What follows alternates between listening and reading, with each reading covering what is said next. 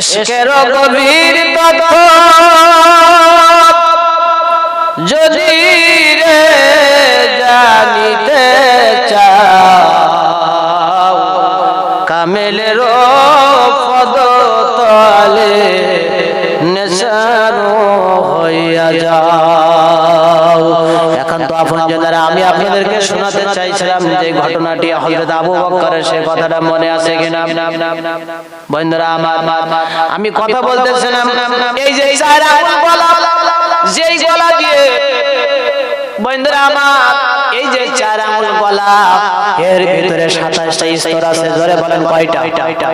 এই 27টা স্তর 27 জন ফেরেশতা আল্লাহ নিযুক্ত করেছেন। আপনি আমি যখন কথা বলি, এই যে জিকির করতেছি, এই যে তেলাওয়াত করতেছি, কথা বলতেছি, এটা 27টা স্তর পার হয়ে 27টা ধাক্কা দেওয়ার পরে একটা কথা তৈরি হয়ে বের হচ্ছে। এই 27টা ধাক্কা দেওয়ার জন্য আল্লাহ 27 জন ফেরেশতা নিযুক্ত করেছেন। যদি একটা স্তরে যদি একটা স্তর যদি আপনার বাধাগ্রস্ত হয়, তাহলে আপনি জীবনে আর কোনোদিন কথা বলতে পারবেন না। আপনি একটু ভাবেন তো, চিন্তা করেন তো।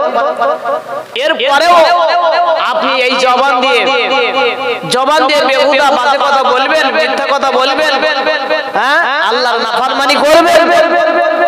এই জবান দিয়ে যে আমি কথা বলি, 27টা স্তর পার হয়ে 27টা ধাক্কা দেওয়ার পরে একটা কথা তৈরি হয়ে তারপরে বের হয়ে যায়।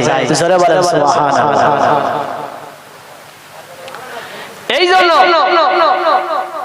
এই স্তরগুলি চোখের ভিতরে, এরপরে আল্লাহ চোখ দিলেন দেখার জন্য, কত বড় নিয়ামত। আলহামদুলিল্লাহ বলেন। চোখের ভিতরে মনি আছে, লেন্স আছে, লেজ আছে, ইকুয়াল আছে, ইকুয়াল আছে।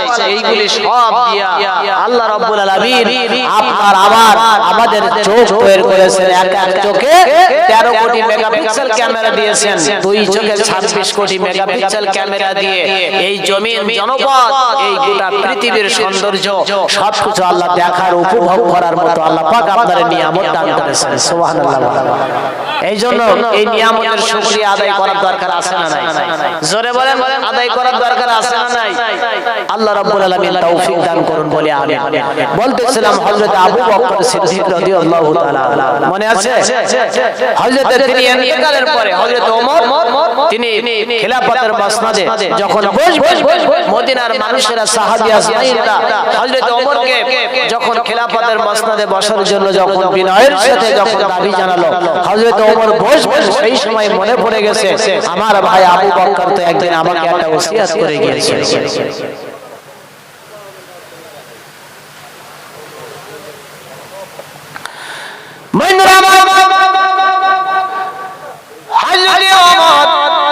আমার ভাই আবু বকর আমাকে একটা ওসিয়ত করে গিয়েছিল।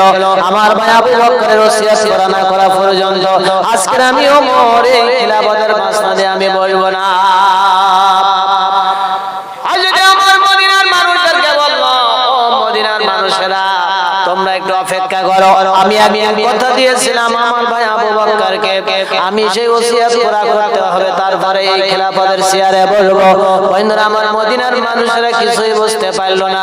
হযরত ওমর তিনি দৌড়ায়া ওই মরুভূমির দিকে, পাহাড়ের গিরিপথের দিকে, নির্জন এলাকার দিকে তিনি পাগলের মতো দৌড়াচ্ছে। মদিনার মানুষেরা বলতেছে এই মাত্র ওমর তিনি আমাদের প্রেসিডেন্ট, মদিনার প্রেসিডেন্ট, আমরা তাকে এই খিলাফতের মসনদে আমরা বসিয়েছি, সমর্থন করেছি, অথচ তিনি চেয়ারে না বসে মরুভূমির দিকে দৌড়াচ্ছে কেন? কি একটা প্রশ্ন আছে না? আসে কিনা? বন্ধুরা তিনি বলল, আমাকে প্রশ্ন করলে আমি জবাব দিতে পারবো না, কারণ আমি ওমর, আমার এই ব্যাপারে কিছু জানা নাই, আমি কিছু জানি না। তবে আমাকে দেওয়া লাগবে। তিনি দৌড়ায়া মরুভূমির ওই নির্জন এলাকায় গিয়ে পাহাড়ের পাদদেশে যখন হযরত ওমর গেল, যে সেখানে যে তিনি নিজের চোখে দেখতে পাইল একটা কুড়ে ঘর আছে। কি আছে? কথা বলবেন একটু জোরে সোরে। আমাদের বাংলাদেশের নিয়ম আছে, বক্তার সঙ্গে শ্রোতারা যদি কথা না বলে তাহলে বক্তার বক্তৃতা ভালো, আপনার অ্যাক্টিভ হয় না, স্পিড আসে না এবং সুন্দর করে বয়ান করতে পারে না। আপনারা সহযোগিতা করবেন আমাকে বয়ান করার। হযরত ওমর তিনি ওইখানে যে দেখে পাহাড়ের পাদদেশে নির্জনে লেখা একটা কুঁড়ে ঘর আছে। হযরত ওমর এরপরে তাকায় দেখে যে কুঁড়ে ঘরের ভিতরে একজন বৃদ্ধা মহিলা, এই মহিলা অন্ধ, তিনি চোখে দেখতে পায় না। বন্ধুরা আমার, হযরত ওমর এই দৃশ্য দেখে ওমর বিস্মিত হলো, ওমর বড় আশ্চর্য হয়ে গেল। এখানে আমার ভাই আবু বকর তাহলে প্রতিদিন একই টাইমে আসতো কি জন্য? কিছুটা হিসাব মিলতেছে, ঠিক কিনা বলেন? হযরত ওমর যখন ওই কুঁড়ে ঘরের নিকটে গেল, যাওয়ার পরে দেখে কুঁড়ে ঘরের ভিতরে একজন বৃদ্ধা মহিলা, অন্ধ, চোখে দেখতে পায় না। ওই মহিলা তখন বৃদ্ধা মহিলা বলতেছে, আমার আবু বকর কই, আমার আবু বকর কই? আমার আবু বকর তো কোনোদিন এত দেরি করে না, তার কারণ বিগত কয়েকটা বছরের ভিতরে একটা মিনিট কোনোদিন তিনি দেরি করে নাই আমার খাবার দিতে, পানি দিতে।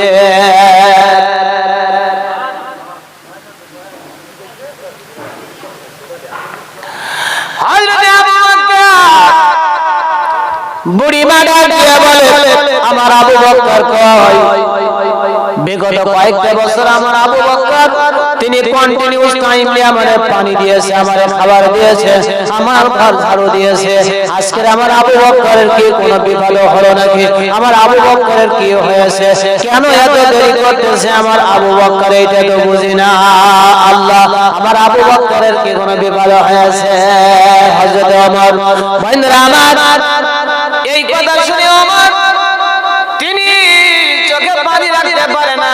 ওমর ওইখান থেকে একটা দড়ি দিল, একটা দড়ি দিয়ে তিনি বাড়িতে যেয়ে তার বিবিকে বলতেছে, আব্দুল্লাহর মা, হাত ধরে করো না, এই মুহূর্তে তুমি কিছু মিষ্টি, কিছু পায়েস রান্না করে একটা প্লেটে আমার হাতে ধরাইয়া দাও। আমি যে দৃশ্য দেখেছি এইটা তোমারে বর্ণনা করে বোঝাইতে পারবো না, কোনো কথা নাই, কোনো কাজ নয়। এই মুহূর্তে তুমি একটা প্লেটে করে কিছু পায়েস রান্না করে আমারে দিয়ে দাও। ওমরের স্ত্রী বন্ধুরা কোনো কথা না বলে একটা প্লেটে কিছু পায়েস রান্না করে ওমরের হাতে ধরাই দিয়ে বলল, খলিফা আমিরুল মুমিনিন, আপনি এত পেরেশানির ভিতরে কেন? ওই এই যে পায়েস রান্না করে প্লেট আপনি কার জন্য নিয়ে যাবেন? ওমর কোনো কথা বলে না। ওমর প্লেটটা নিয়ে তিনি দৌড়িয়েছে, দৌড়ায়া আবার তিনি ওই মরুভূমির দিকে রওনা হয়ে গেছে, ওই পাহাড়ের পাদদেশে আবার চলে গেছে। এই দৃশ্য দেখে মদিনার মানুষরা সব বলতেছে, ওমরের কি হলো? ওমর পাগল হয়ে গেল নাকি? তিনি চেয়ারে না বসে বারবার দৌড়াতেছে। একবার মরুভূমির ভেতরে গেছে, আবার তিনি পাগলের মতো দৌড়াই আসলো, আবার তিনি একটা প্লেট হাতে করে নিয়ে আবার দৌড়াই। আসলে তো প্রশ্নবিদ্ধ কথা, ঠিক কিনা বলেন?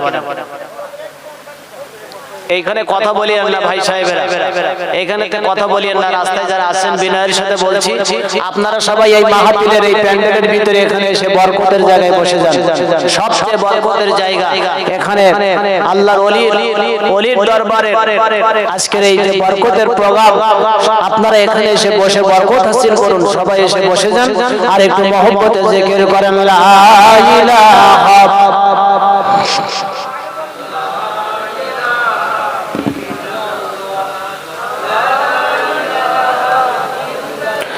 সবাই মহব্বতে জিকির করেন, লা ইলাহা ইল্লাল্লাহ, লা ইলাহা ইল্লাল্লাহ, মুহাম্মাদুর রাসূলুল্লাহ সাল্লাল্লাহু আলাইহি ওয়াসাল্লাম। এবার তিনি ওই প্লেট নিয়ে যখন তিনি পায়েসের প্লেটটা নিয়ে যখন দৌড়ায়া তখন ওই পাহাড়ের পাদদেশে বন্ধুরা আমার ওই কুঁড়ে ঘরের ভিতরে গিয়েছে, যে তিনি ওমরকে করতেছে। এবার একটা চামচ দিয়ে ওমর পায়েস উঠায়া ওই বৃদ্ধা মহিলার গালে যখন দিয়েছে, দেওয়ার সঙ্গে সঙ্গে বৃদ্ধা মহিলা ওমরের হাতটা চেপে ধরেছে।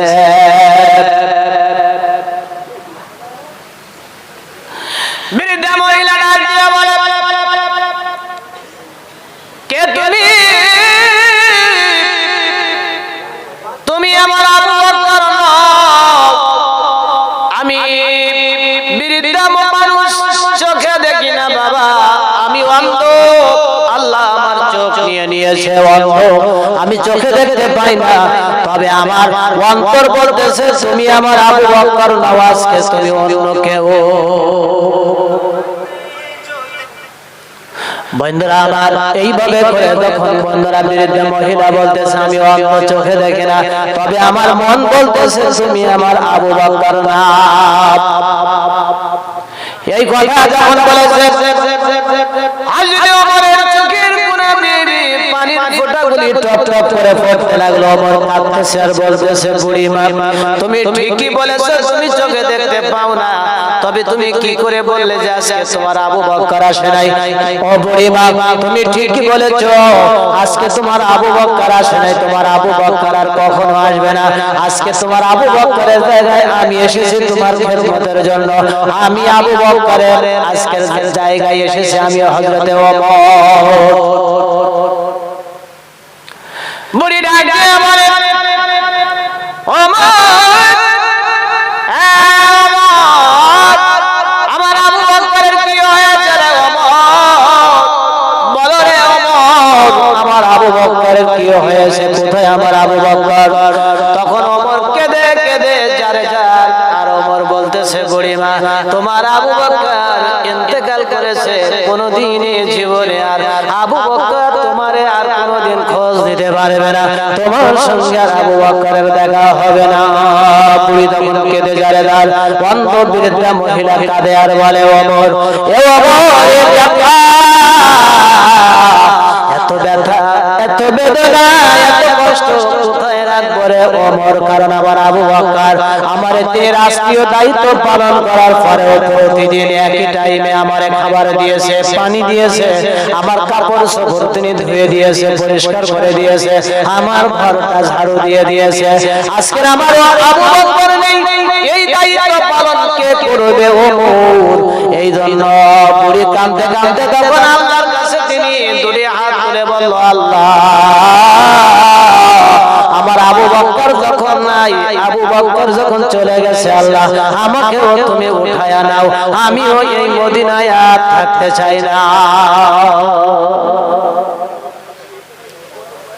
এরপরে হযরত আবু বকর কি বলে, হযরত ওমর তখন বলতেছেন বুড়িমা আমিও তো এই দায়িত্ব পালন করতে পারি। বলল যে না, আমার আবু বকরের মতো দায়িত্ব তুমি পালন করতে পারবে না ওমর। আমার আবু বকর আমাকে যে খেদমত করেছে গোটা বছর, এই খেদমত, এই দায়িত্ব তোমার দ্বারা সম্ভব হবে না। এরপরে কথা বলতে বলতে বুড়ি আল্লাহর কাছে দরখাস্ত করলো আল্লাহ যেই মদিনায় আবু বকর নাই ওই মদিনায় আমি থাকতে চাই না। ওই বুড়ি এর পরে কিছুক্ষণের ভিতরে বুড়ি ইন্তেকাল করলো।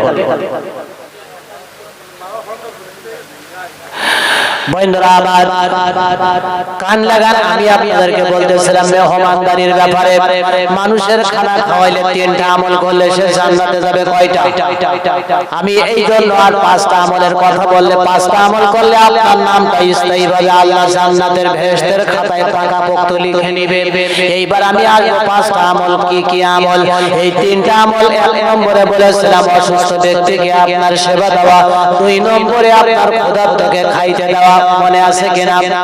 একটু কান লাগাবেন, আমলগুলি নিয়ে যাবেন, কাজে লাগবে। আল্লাহর নবী মসজিদে নববীর বারান্দায় নবীজি বসে আছেন। এমন সময় একজন ব্যক্তি, একজন অভাবী ব্যক্তি এসে বলতেছেন সালামাত ইয়া রাসূলুল্লাহ সাল্লাল্লাহু আলাইহি সাল্লাম, আমি বড় ক্ষুধার্ত, আমি বড় ক্ষুধার্ত, 3 দিনের না খাওয়া আমার প্রায়, আপনি যদি পারেন আমার কিছু সাহায্য করেন, খাবার দেন। খুব ভালো করে কান লাগাতে হবে। প্রত্যেকটা বয়ান কিন্তু অনেক দামি বয়ান। এইগুলি নিজের জীবনে যদি প্রতিফলন ঘটাইতে পারেন, হৃদয়ঙ্গম করতে পারেন, আপনার গোটা জিন্দেগি ধন্য। আপনি আল্লাহর ওলি হয়ে যাবেন, প্রত্যেকে আল্লাহর ওলি হয়ে যাবে। বন্ধুরা আমার কোনো অসুবিধা নাই, আল্লাহর প্রিয় বান্দার কাতারে শামিল হতে চান কি চান না? আপনারা এই 3টা আমল করলে আপনি জান্নাতে যাবেন। তবে আল্লাহ রাসূল আরেকটা হাদিসে বলছেন 5টা আমল যদি কেউ করার সিদ্ধান্ত দেন, আল্লাহ সিদ্ধান্ত নেবেন আপনার নামটা স্থায়ীভাবে বেহেশতের রেজিস্টার খাতায়, পাকা খাতায় নাম লিখে রাখবেন যে ওই মাহফিলের বয়ানে অমুক অমুক ব্যক্তিরা 5টা আমলের ওয়াদা করেছে। আমি আল্লাহ ওয়াদা করলাম এই বান্দাগুলি দোজখে যাবে না, এই বান্দাগুলি দোজখে যাবে না, এরা আমার বেহেশতি বান্দা। তার নামগুলি এই ফেরেশতারা আমার এই পাকা রেজিস্টার খাতায় ওদের নামগুলি পাকাপোক্ত করে লিখে নিয়ে নাও। আজকের এই বয়ানটা আপনাদের জন্য যে কত কাজে লেগে যাবে আল্লাহ আল্লাহ আল্লাহ আমাদেরকে রহম করুন, আল্লাহ আমাদেরকে কবুল করুন। কষ্ট হচ্ছে বাবারা, কষ্ট পাচ্ছেন বন্ধুরা আমার। এর পরবর্তীতে আমি যে কথা বলতে চাইছিলাম, আল্লাহ নবী মসজিদে নববীতে বন্ধুরা আমার বারান্দায় বসে আছেন। অভাবী ব্যক্তি এসে বলল, ইয়া রাসূলুল্লাহ 3 দিনের না খাওয়া ফেরাই কিছু খাবার দেন। আল্লাহ নবী বলল, আমারও দেওয়ার মতো তেমন কিছু নাই, কারণ আমার ঘরেও তেমন কোনো খাবার দাবার কিছু নাই, আমি নিজেও না খেয়ে আছি। আল্লাহ নবী এবার ডাক দিয়ে বলল, আমার সাহাবীরা, তোমাদের ভিতরে এমন কোন সাহাবী কেউ আছে নাকি আমার এই মেহমানকে তোমরা বাড়িতে নিয়ে একটু মেহমানদারি করবে, একটু খাবার দিবে, একটু খানা খাওয়াতে পারো। বন্ধুরা আমার এমন সময় নবীর একজন সাহাবী বলল, ইয়া রাসূলুল্লাহ সাল্লাল্লাহু আলাইহি সাল্লাম, বিশ্ব নবীর মেহমান, এর চেয়ে দামি মেহমান আকাশের নিচে জমিনের উপরে আর হতে পারে না গো নবী। ও নবী গো, আমি রাজি হয়ে গেলাম, আপনার দামি মেহমান আমি বাড়িতে নিয়ে মেহমানদারি করতে চাই। নবীর এই সাহাবীর নাম হযরত তালহা রাদিয়াল্লাহু তাআলা। এটা বুখারী শরীফের হাদিসে, মুসলিম শরীফের হাদিসের ভিতরে পাওয়া যাবে, তাফসীর ইবনে কাসিরের ভিতরে পাওয়া যাবে। এটা কিন্তু ডাইরেক্ট কোরআনের আলোচনা, কোরআনের ওয়াজ। বন্ধুরা আবার এর পরবর্তীতে দেখেন, কান লাগাবেন, কত চমৎকার একটা বয়ান। বন্ধুরা নিজেদের জীবনে আমল করতে পারলে আল্লাহ খুশি হয়ে যাবে। আল্লাহ আপনাদের দুনিয়ায় অর্থ দিয়ে, সম্পদ দিয়ে, ব্যবসা বাণিজ্যে সবকিছু রহমত বারাকা দিয়ে ভরে দিবেন। এর পরবর্তীতে হযরত তালহা বলল, ইয়া রাসূলুল্লাহ সাল্লাল্লাহু আলাইহি সাল্লাম, আপনার মেহমানকে আমি বাড়িতে নিয়ে মেহমানদারি করতে চাই। নবী বলল, নিয়ে যাও। বন্ধুরা আমার এবার তালহা এই মেহমান, নবীর মেহমানকে নিয়ে বাড়িতে বিবিকে সালাম দিয়ে বলতেছে, বিবি রে, বাড়িতে তেমন কোনো খাবার আছে নাকি? বলল, না, তেমন কোনো খাবার নাই।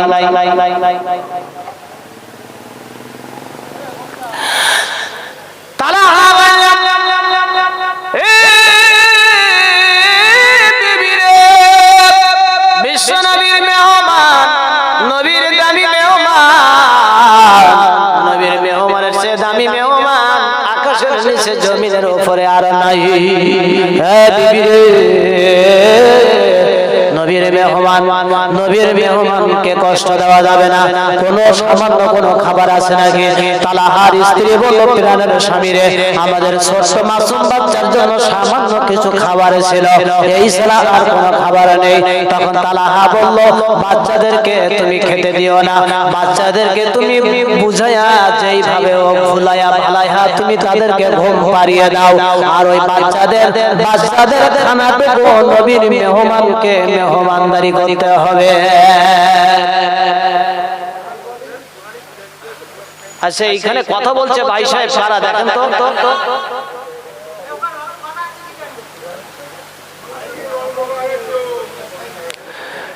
একটু মহব্বতে জিকির করেন, লা ইলাহা ইল্লাল্লাহ, লা ইলাহা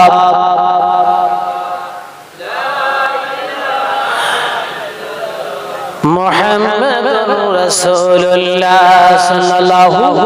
মন আমার কাদরে, মন আমার কাদরে, প্রাণ আমার কাদরে, যেতে সোনার মদিনা। মন আমার কাদরে, প্রাণ আমার কাদরে, যেতে সোনার মদিনা। যে মদিনা ধন্য হলো পেয়ে তবু ঠিকানা। মন আমার কাদরে, প্রাণ আমার কাদরে, যেতে সোনার মদিনা। আল্লাহ আমাদের সকলকে মদিনা মুনাওয়ারা নসিব করুন, নবীর রওজা জিয়ারত নসিব করে দিন। জোরে বলেন আমিন। বন্ধুরা আমার কান লাগাবেন। পরবর্তীতে হযরত তালহা বলল, বিবি রে, বাচ্চাদেরকে তুমি যেইভাবে হোক ম্যানেজ করে ঘুম পাড়ায়া বাচ্চাদের খানাটুকু তুমি রেডি করো। এই খানা দিয়ে আমি বিশ্ব নবীর মেহমানকে মেহমানদারি করতে চাই। বন্ধুরা এবার এই মেহমানকে নিয়ে বাড়ির ভিতরে প্রবেশ করে করেছে।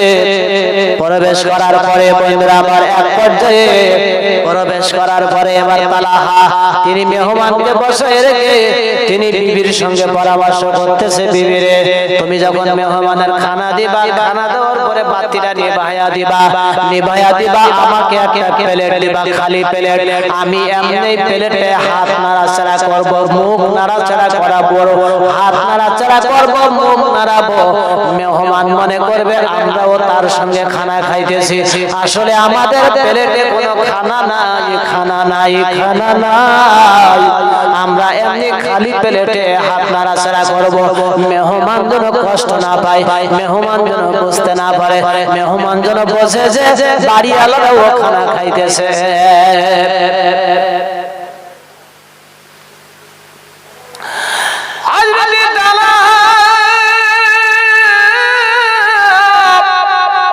এবার তিনি বিবিকে এই পরামর্শ দিল, বিবি পরামর্শ কাজে লাগালো। মেহমানের খানা দেওয়ার পরে বাতি নিভায়া দিল। এবার বন্ধুরা আমার প্লেট দিল তালহার সামনে। তালহা একটু দূরে বসেছে। এবার বন্ধুরা আমার মেহমান খানা খাচ্ছে, তালহা প্লেটে খালি প্লেটে হাত নাড়াচাড়া করে। মেহমান মনে করতেছে খাইতেছে। বন্ধুরা আমার এইভাবে করে মেহমানের খানা খাওয়ায়া ঘুম পাড়ায়া এরপরে তালহা যখন ফজরের নামাজ পড়ার জন্য মসজিদে নববীতে গিয়েছেন, আল্লাহর নবীর পিছনে জামাতে নামাজ পড়লো। মসজিদে নববীতে আজান হয়ে গেছে। আজান হওয়ার পরে কোথায় যাইতে হয়? আজান হওয়ার পরে আজান শুনে বাজারে যাইতে হয় নাকি ক্ষেত খামারে যাওয়া লাগে? কোথায় যেতে হবে? তাই এই কথাটা বলতে আপনাদের কষ্ট হচ্ছে।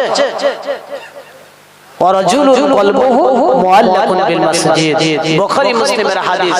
নবী বলেছেন যেই ব্যক্তির এই কল অন্তঃকরণটা সব সময় মসজিদের দিকে লটকানো থাকে, যে কখন আযান হবে, কখন মসজিদে যাব, এই টেন্ডেন্সি যার ভিতরে থাকবে, নবী বলেছেন এই লোকটা জান্নাতি কপাল নিয়ে কিয়ামতে উঠবে, আল্লাহ তাকে আরশে আজিমের নিচে জায়গা করে দিবেন। In the judgment, when the sun will come on the head, the people of seven classes from the help of Allah. One who judges in the right way. বন্ধুরা আমার কিয়ামতের দিন আল্লাহর আরশের ছায়া ছায়া কোনো ছায়া থাকবে না। আল্লাহর আরশের নিচে 7 শ্রেণীর মানুষদেরকে আল্লাহ ছায়া দান করবেন। তার ভিতরে এক শ্রেণীর মানুষ যাদের অন্তরটা মসজিদের দিকে লটকানো ছিল। জোরে বলেন না সুবহানাল্লাহ। الصلاة خير من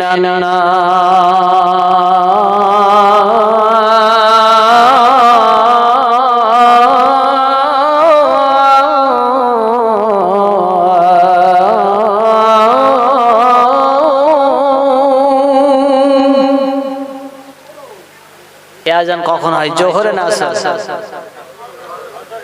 জোহরের সময়। الصلاة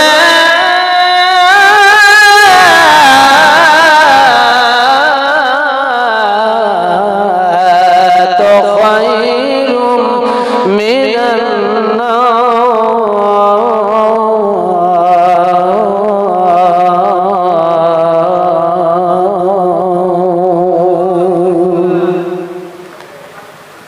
এই আযান যখন ফজরে হয় বিছানা ছাড়তে হবে, মসজিদের দিকে দৌড়াতে হবে। কথা ঠিক কিনা বলেন? এটাই মুমিনের পরিচয়। এখন হযরত তালহা মসজিদে নববীতে আযান শুনলো, উনি বিছানা ছেড়ে মসজিদে নববীতে চলে গেল নামাজ পড়ার জন্য। জোরে বলেন সুবহানাল্লাহ। হযরত তালহা নবীর পিছনে জামাতে নামাজ আদায় করলো। নবীজি নামাজের সালাম ফেরালো। নামাজ শেষ করার পরে আল্লাহর নবী তালহাকে ডাক দিয়ে বলল, তালহা এদিকে আসো আসো। তালহা নবীর নিকটে গেল। আল্লাহর নবী বলল, তালহা গত রাতে মেহমানের সঙ্গে তুমি কি ব্যবহার করেছো?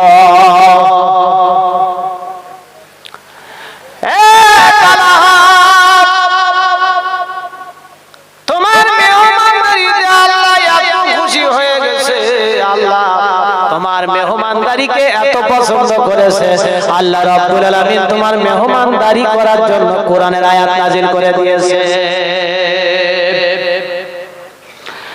আল্লাহ রাব্বুল আলামিন যে আয়াতটা নাযিল করলেন তালহার ব্যাপারে, আল্লাহ আল্লাহর নবী সেটা জানিয়ে দিলেন আনফুসিহিম ওয়ালাউ কানা বিহিম খাসাসা।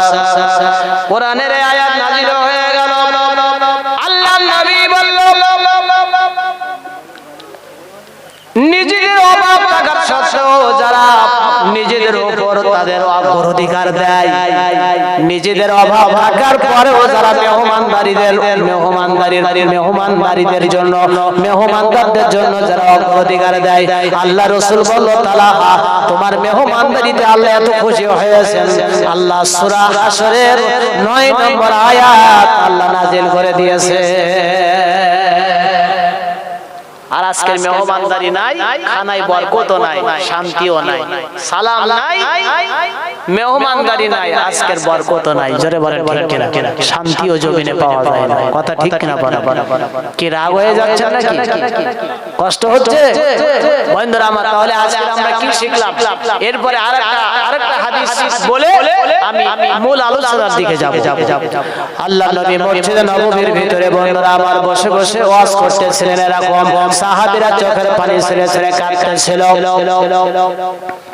সাহাবীদের ভিতরে সবচেয়ে বেশি তাকওয়া ছিল বন্ধুরা আমার। নবী যখন জাহান্নামের কথা বলতো, জান্নাতের কথা বলতো, জাহান্নামের কথা বলতো, কবরের আযাবের ভয়ের কথা বলতো, সাহাবীরা চোখের পানি ছেড়ে ছেড়ে কাঁদতো। ইয়া উম্মাতা বায়াদু উজুহু ওয়া তাসাওয়াদু উজুহ ফাআম্মাল লাযীনা সাওয়াদ্দাত উজুহুহুম আকাফারতুম বা'দা ঈমানিকুম ফাযুকুল আযাব বিমা কুনতুম তাকফুরুন।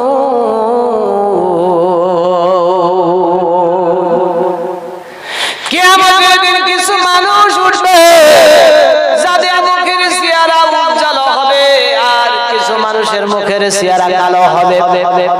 যাদের মুখের চেহারা কালো হবে, মুখের চেহারা উজ্জ্বল হবে কাদের? মুখের চেহারা নবী বলল মুখের চেহারা উজ্জ্বল হবে কিছু উম্মতের যারা আযান শুনে, যারা মসজিদে যায়, যারা ওযু করে, যারা নামাজের জন্য ওযু করে, এই ওযুর পানি যত জায়গায় লাগবে কিয়ামতের দিন তত জায়গা থেকে নূরের চমক দিতে থাকবে। যত জায়গায় আপনি সিজদা দিয়েছেন, মসজিদের যত জায়গায় সিজদা দিয়েছেন, এই পৃথিবীর জমিনে সিজদার জায়গা কিয়ামতের দিন আপনার পক্ষে সুপারিশ করে করে আপনারে বেহেশতে নিয়ে যাবে বাবা। এজন্য বেশি বেশি নফল নামাজ পড়বেন, ইবাদত করবেন, যত বেশি সিজদা দিবেন আপনার লাভ। আপনি সিজদা দিবেন, সিজদার জায়গা কিয়ামতের দিন আপনার পক্ষে সাক্ষ্য দিবে, সুপারিশ করে করে আপনাকে জান্নাতে নিয়ে যাবে বন্ধুরা আমার। এরপরে আল্লাহর নবী বলল কি বলে? আল্লাহ রাব্বুল আলামিন বললেন কিয়ামতের দিন কিছু মানুষের মুখের চেহারা উজ্জ্বল হবে, কিছু মানুষের মুখের চেহারা কালো হয়ে যাবে। যাদের মুখের চেহারা কালো হবে আল্লাহ ডাক দিয়ে বলবেন আকাফারতুম বাদা ঈমানিকুম ফাযুকুল আযাব। এ নাফরমান, নিশ্চয়ই তোমরা ঈমান আনার পরে দুনিয়াতে নাফরমানি করেছিলে, যার কারণে মুখের চেহারা কালো হয়ে গেছে। তোমাদের চেহারায় কোনো জ্যোতি নেই, কোনো উজ্জ্বলতা নেই, তোমরা নাফরমানি করেছো, এটা প্রমাণ হয়ে গেছে তোমাদের চেহারায়। ফাযুকুল আযাব বিমা কুনতুম তাকফুরুন।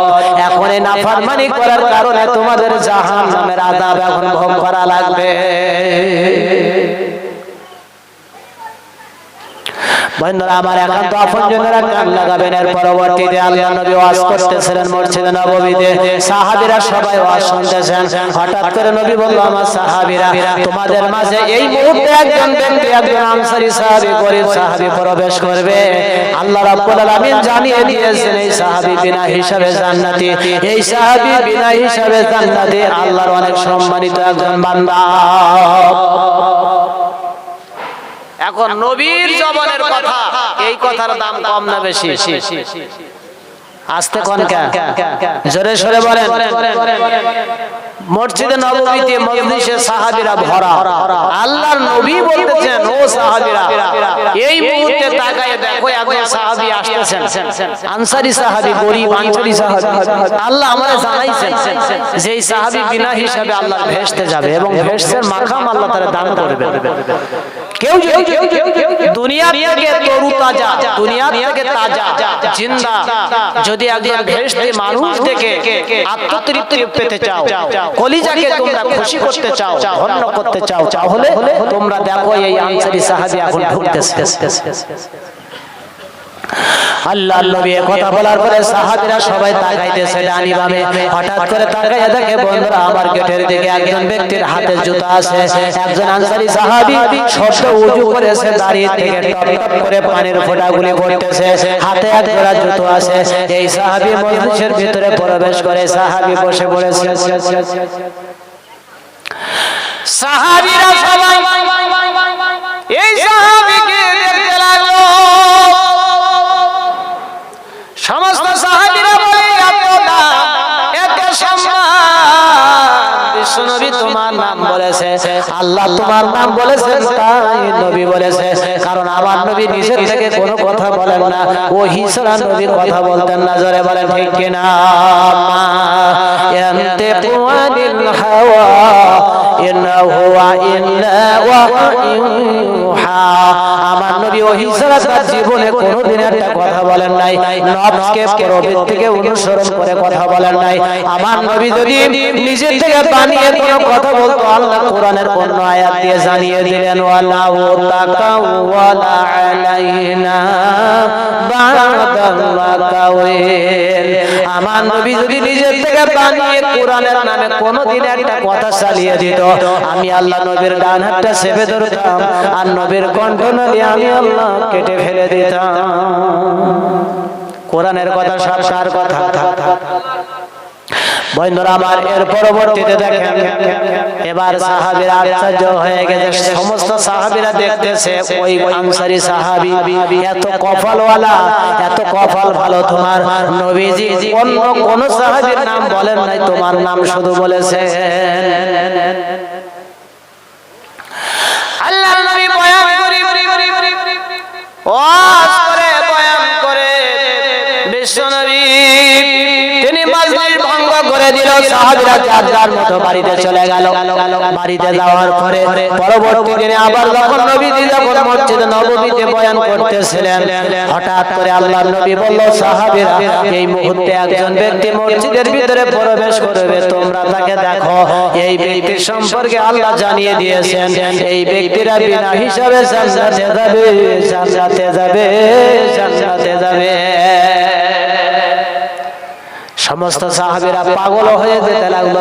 আর কথা নবীজি বলল, সমস্ত সাহাবীরা তাকায় দেখে ওই একই সাহাবী বিগত দিনে যে সাহাবীর নাম বলেছিল, আজকের তৃতীয় দিনে ওই একই সাহাবীর নাম বলেছে।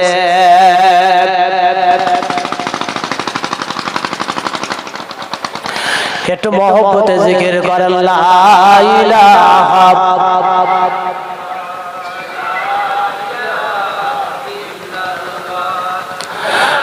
লা ইলাহা ইল্লাল্লাহ, লা ইলাহা ইল্লাল্লাহ, লা ইলাহা।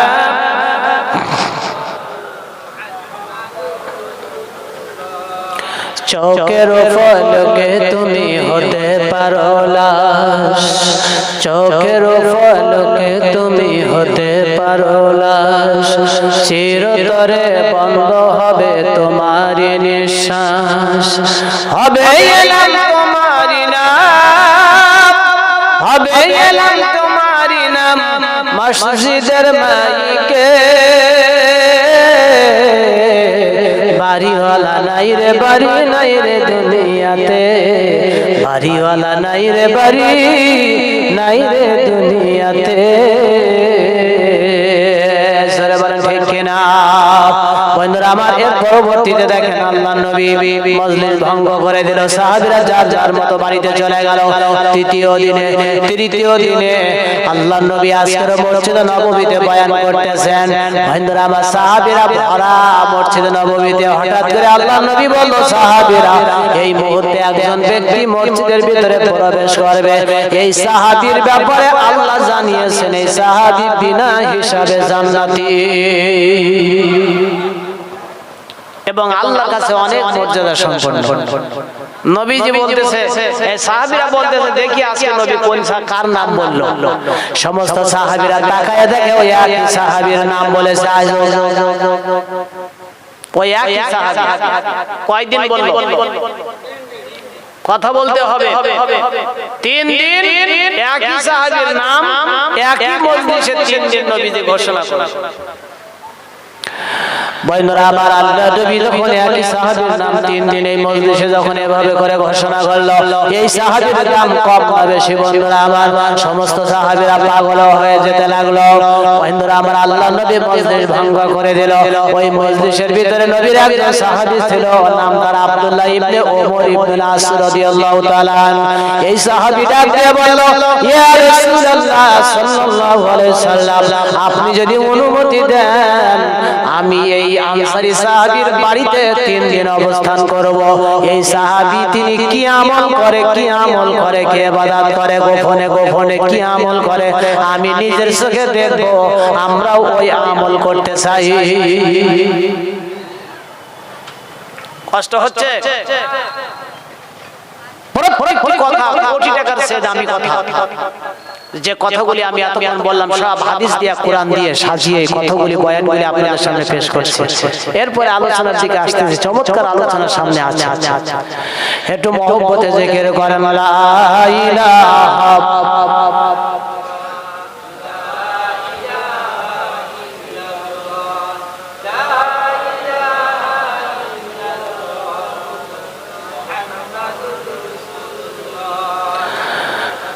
লা ইলাহা ইল্লাল্লাহু মুহাম্মাদুর রাসূলুল্লাহ সাল্লাল্লাহু জানিয়ে চিনি ছড়া এইখানে আপনি একজন এসে বসেন এসে। বন্ধুরা আমার, এর পরবর্তীতে আব্দুল্লাহ ইবনে ওমর ইবনে আস বলে, ইয়া রাসূলুল্লাহ আমি ওই সাহাবীর বাড়িতে যেতে চাই, গোপনে গোপনে আমি দেখতে চাই সে কি আমল করে। আল্লাহ নবী অনুমতি দিল। ওমর আব্দুল্লাহ ইবনে ওমর ইবনে আস রাদিয়াল্লাহু তাআলা ওই আনসারী সাহাবীর সঙ্গে সঙ্গে বন্ধুরা আমার তার বাড়ি পর্যন্ত গেল।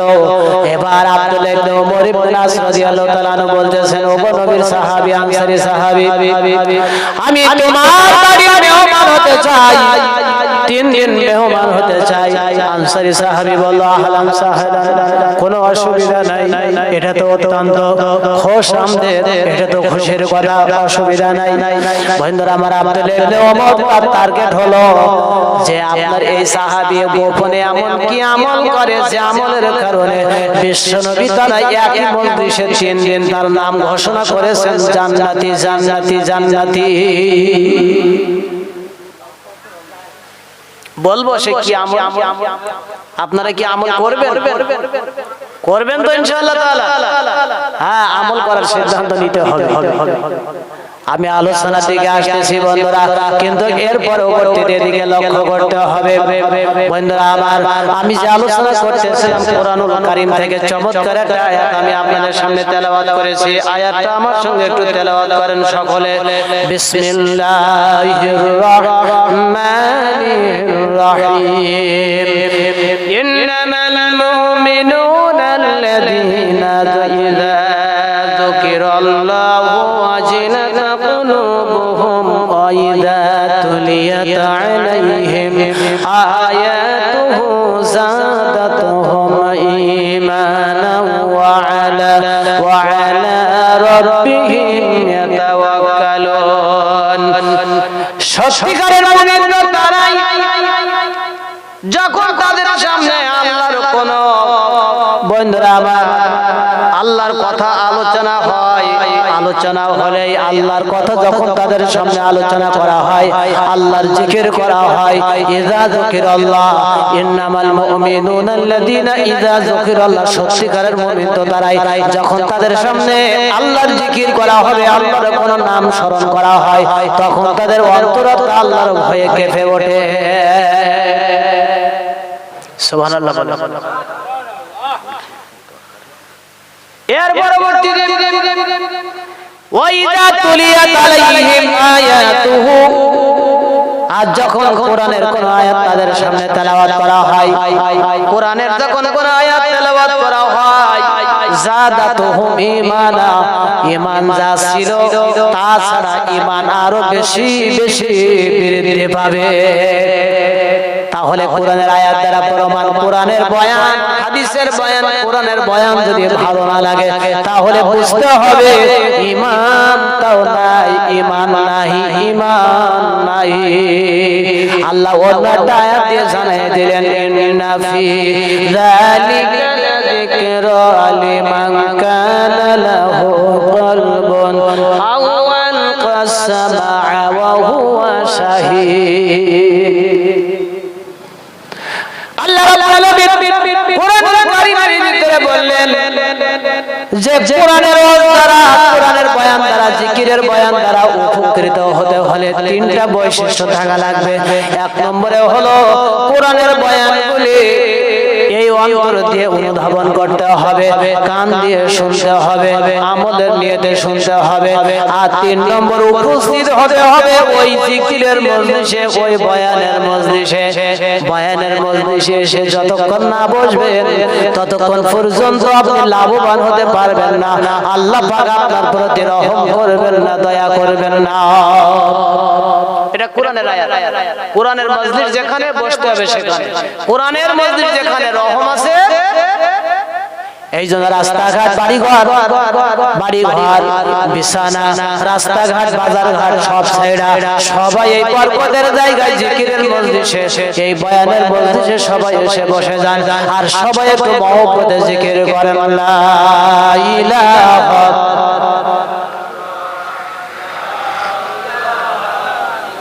ওদিকে কি এখানে একজন না বসলে হবে না, আবার তো মাঝে মধ্যে চা প্রয়োজন, গরম চা, তারপর তো খুঁজে পাওয়া যায় 5 মিনিট করে। আচ্ছা 5 মিনিট করে। আল্লাহুম্মা সাল্লি আলা সাইয়্যিদিনা মাওলানা মুহাম্মাদ।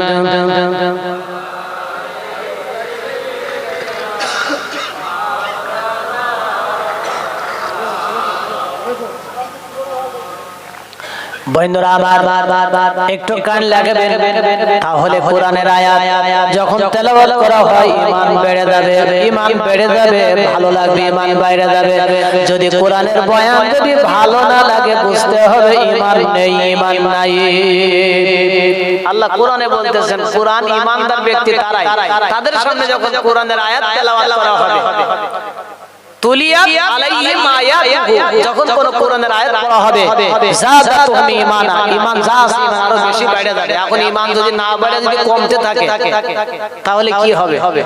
বুঝতে হবে যে আপনি আল্লাহর প্রিয় বান্দা হইতে পারেননি, পূর্ণ ঈমানদার হতে পারেননি, ঈমান আপনার ভিতরে এখনো মজবুত হয় নাই। বন্ধুরা আবার এই জন্য আমাদেরকে বেশি বেশি কোরআন পড়তে হবে। আল্লাহ কোরআনুল কারীমের অন্য আয়াত দিয়ে জানিয়ে দিলেন আমার সঙ্গে তেলাওয়াত করুন, সগীরা গুনাহগুলি maaf হয়ে যাবে। কারণ ফাদিদাতুল কোরআনুল কারীম, যেই ব্যক্তি কোরআন পড়ে সে স্বয়ং তার আল্লাহর সঙ্গে কথা বলে। এটা নবীর কথা, যতক্ষণ কোরআন পড়বেন ততক্ষণ আল্লাহর সঙ্গে কথা হবে, গল্প হবে, প্রেম হবে, ভালোবাসা হবে। আর আল্লাহর সঙ্গে যদি কেউ কথা বলতে পারে তার চেয়ে সৌভাগ্যবান ব্যক্তি আর আছে নাকি? হায় রে কপাল, একটা দিন কোরআন খুলে দেখলাম না। আসুন তো আল্লাহ কি বলতেছে একটু শুনে নিন। ইন্নাল্লাযীনা ইয়াতলুনা কিতাবাল্লাহি ওয়া আকামুস সালাতা ওয়া আনফাকু মিম্মা রাযাকনাহুম সিররাও ওয়া আলানিয়াতান ইয়ারজুনা তিজারাতান লান তাবুর। আল্লাহ বলল ইন্নাল্লাযীনা, নিশ্চয় যাহারা ইয়াতলুন পাঠ করে, তেলাওয়াত করে কিতাব আল্লাহ, আল্লাহর কোরআন, ওয়া আকামুস সালাত, যারা নামাজ কায়েম করে, ওয়া আনফাকু মিম্মা রাযাকনাহুম সিররাও ওয়া আলানিয়াতান ইয়ারজুন, আমি আল্লাহ, আমি যে রিজিক দিয়েছি, সম্পদ দিয়েছি, টাকা পয়সা দিয়েছি, আমার দেওয়া সম্পদ থেকে আমি আল্লাহর রাস্তায় গোপনে, সিররাও ওয়া আলানিয়াতা, গোপনে এবং প্রকাশ্যে যারা দান করে, আল্লাহ রাব্বুল আলামিন বললেন যে লান তাবুর, এই বান্দাগুলি কোনোদিন ব্যর্থ হবে না, ব্যর্থ হবে না। আল্লাহ শেষে আয়াতের শেষে বলেছেন লান তাবুর। তাবুর শব্দের অর্থ হচ্ছে ব্যর্থ হওয়া। আর এর আগে আল্লাহ কি করেছেন? লাম লাগিয়ে দিয়েছেন। লাং তাবু মানে কখনো এই বান্দাগুলি ব্যর্থ হবে না, ব্যর্থ হবে না, ব্যর্থ হবে না। জোরে বলেন না আল্লাহু আকবার। বন্ধুরা আমার, এর পরবর্তীতে আমি যে আলোচনা আপনাদের সামনে করতে চাইছি, গান লাগাবেন তাহলে কোরআন পড়া লাগবে কিনা জোরে বলেন, কোরআন পড়া লাগবে কিনা? বন্ধুরা আমার, মুসা নবী একদিন আল্লাহকে বলতেছে, আল্লাহ আমি তোমার সঙ্গে কিছু কথা বলতে চাই। আল্লাহ বলতেছে, হ্যাঁ বলো। মুসা নবী বলল, আল্লাহ সরাসরি কথা বলতে চাই, পরপর আড়ালে কথা বলে ভালো লাগে না। কারণ মুসা নবীর সঙ্গে কথা হতো আল্লাহর সঙ্গে কি পর্দার আড়ালে, পর্দার আড়ালে। আল্লাহ বলেছে, মুসা তোমার সঙ্গে আমার কথা হয় কত দূরে মনে হয়? বলে, আল্লাহ তুমি তো মনে হচ্ছে পাহাড়ের উপরে আর আমি নিচে এরকম। আল্লাহু আকবার। আল্লাহ বলতেছে, মুসা তোমার সঙ্গে কথা হয় ৭০,০০০ পর্দার বাইরে থেকে। একটা পর্দা ছাড়া আরেকটা পর্দার দূরত্ব ৭০,০০০ মাইল। এত দূরে থেকে কথা হয়, আর মুসা মনে করে যে আল্লাহ মনে আমার সঙ্গে এরকম সরাসরি কথা বলতেছে। তারপরে মুসার মন হচ্ছে না যে আল্লাহ তোমার সরাসরি দেখবো আর কথা বলবো। আল্লাহ বলতেছে, এই আবদার করো না, এটা কখনো পুরা হবে না। এই আবদার পুরা হবে তাদের যারা কোরআন পড়বে, আমার আখিরি জামানার নবীর উম্মত যারা কোরআন পড়তে পারবে, কোরআন পড়বে। আমি আল্লাহ পর্দা ছাড়া তাদের কাছে চলে আসবো। কত কাছে? এই ঘাড় মাথা, এই ঘাড়ের উপরে যে মাথা, এই মাথার সঙ্গে ঘাড়ের যেমন সম্পর্ক, যত নিকটে এর চেয়ে বেশি নিকটে আমি আমার ওই বান্দার কাছে আমি অবস্থান করব যারা নিয়মিত কোরআন পড়বে। এটাও কোরআনের আয়াত। চিন্তা করে বন্ধুরা আমার, এর জন্য বেশি বেশি সাধনা করা লাগবে, বেশি বেশি তাহাজ্জুদ করতে হবে। বন্ধুরা আমার, যত ওলিয়া এই পৃথিবীর জমিনে এসেছেন, মুজাদ্দিদে জামান দাদা হুজুর কেবলার যদি আপনি কথা বলতে চান, বশিরাত আল্লামা রুহুল আমিন রাহমাতুল্লাহ আলাইহির যদি আপনি কথা বলেন, তাদের জীবনী যদি আপনি পড়ে দেখবেন যে তারা বন্ধুরা এত সাধনা করেছেন, তারা রাতে ঘুমাতেন না, রাত জেগে জেগে তাদের প্রভুর বন্ধুরা সান্নিধ্য তারা লাভ করেছিল। তাহাজ্জুদ পড়ে ইবাদত করে সিজদা দিয়া বন্ধুরা আমার, তারা কিন্তু তাদের একেবারে আল্লাহর সান্নিধ্যে পৌঁছে গিয়েছিল। জোরে বলেন ঠিক কিনা? নারায়ে তাকবীর। বন্ধুরা এবার মুসা আলাইহিস সালাম বলল, আল্লাহ তাহলে আমি আরেকটা কথা জানতে চাই, তুমি যখন তোমার বান্দার পরে যদি খুশি হয়ে যাও তখন কি করো? আল্লাহ বলল, মুসা আমি যখন বান্দার পরে রাজি খুশি হই তখন আমি রহমতের বৃষ্টি দেই। মুসা নবী বলল, আল্লাহ তারপরে যখন রাজি খুশি হও তাহলে কি করো? এর চেয়ে বেশি রাজি খুশি হলে কি করো? আল্লাহ বলল, আমি বাড়িতে মেহমান পাঠাই। মুসা নবী বলল, আল্লাহ এর চেয়ে খুশি হলে কি করো? আল্লাহ বলল, এর চেয়ে বেশি খুশি হলে আমি তখন তাদের বাড়িতে কন্যা সন্তান পাঠাই। এই তিনটাই আমাদের অপছন্দ, অথচ এইগুলো আল্লাহর পছন্দ। ঠিক কিনা বলেন? এরপরে মুসা নবী ওইখান থেকে চলে এলো। বন্ধুরা অনেক কথা লম্বা চওড়া সব বলতে পারলাম না, সময়ের অভাব। মুসা নবী বাড়িতে চলে এলো। মুসা নবী বাড়িতে আসার পরে বন্ধুরা আমার, এবার মুসা নবী বলল, আল্লাহ আমি তোমার কাছে একটা আবদার করি, আমি আবদার করবো। আল্লাহ একজন জান্নাতি মানুষ দেখতে চাই, আর একজন জাহান্নামী মানুষ দেখতে চাই দুনিয়া থেকে। মুসা নবী প্রশ্ন করতেছে, আল্লাহ একটা জান্নাতি মানে বেহেশতি মানুষ, আর এমন একজন ব্যক্তি জাহান্নামী যিনি দোজখে যাবে, এই দুইজন ব্যক্তি দুনিয়াতে আমি দেখতে চাই। আল্লাহ বলল, এটা দেখার শখ? বলল, হ্যাঁ আমি খুব দেখতে চাই। আর মুসা নবী বলল, আল্লাহ তোমার কাছে সবচেয়ে প্রিয় বান্দা কোনটা? আল্লাহ তখন বলতেছেন, মুসা আমার কাছে প্রিয় বাক্য হচ্ছে লা ইলাহা ইল্লাল্লাহ।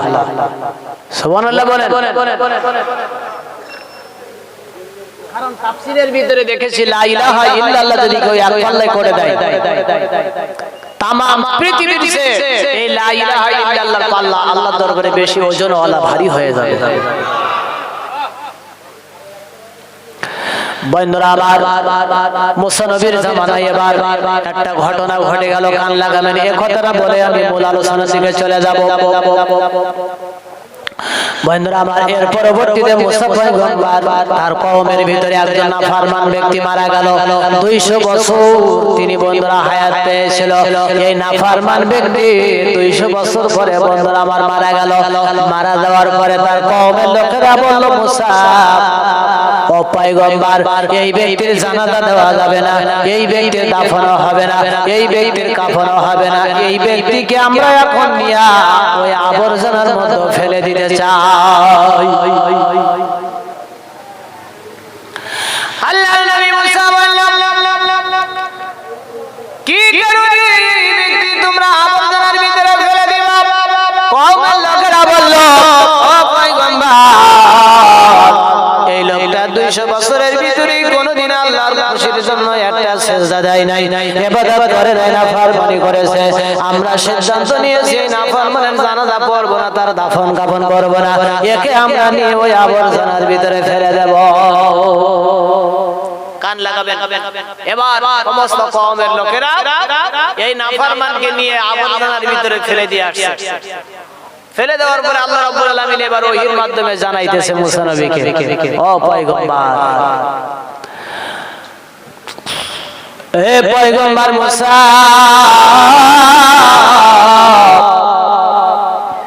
হে পয়গম্বর, আমার প্রিয় বান্দাকে আবর্জনার মধ্য থেকে উঠায়া নিয়া এই মুহূর্তে ধরে গোসল দাও, তারে কাফন পরায়া কবরে নামায়া দাও।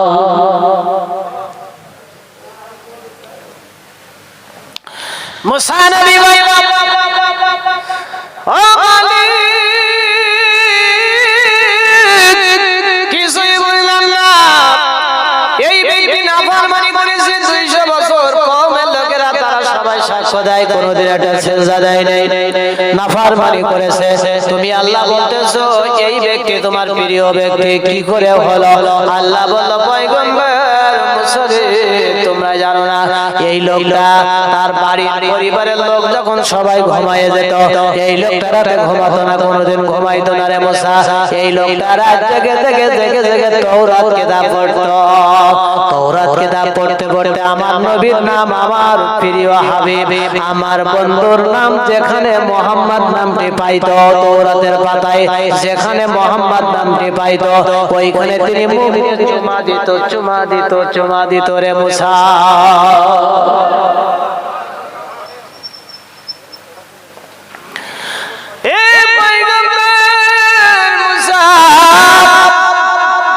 এই ব্যক্তি আমার হাবিব, আমার বন্ধুর নামে চুমা দিত, বুকে লাগাইতো মুসা, চোখে লাগাইতো, চুমা দিত। আমার নবীর নাম মোহাম্মদ আহমদ যেখানে পাইতো, তিনি সঙ্গে সঙ্গে নবীর নাম চুমা খাইতো। তিনি আমার হাবিবের, আমার বন্ধুর এত মহব্বত তার দিলে, তার কলিজার ভিতরে পোষণ করেছে। এইটা, এই আমলটা আমি আল্লাহর কাছে খুব পছন্দ হয়েছে। এই ওসিলা করে আমি আল্লাহ রাব্বুল আলামিন তার জিন্দেগীর গুনাহগুলি আমি maaf করে আমি তার জান্নাতের ঘোষণা দিয়ে দিলাম।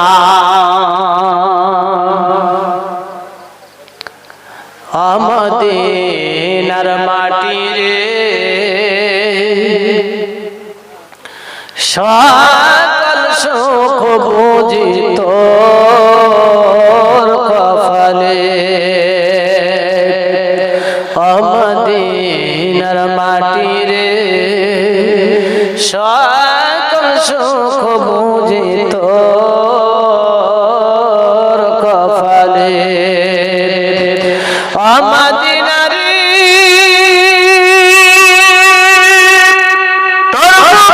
আমার নবী, যার লাগি পাগল সবই, যার লাগি পাগল এই ত্রিভুবন।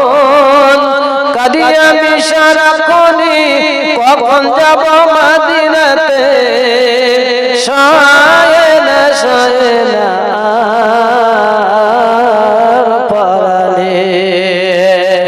মদিনার মাটি রে, সকল সুখ বুঝি তোর কপালে।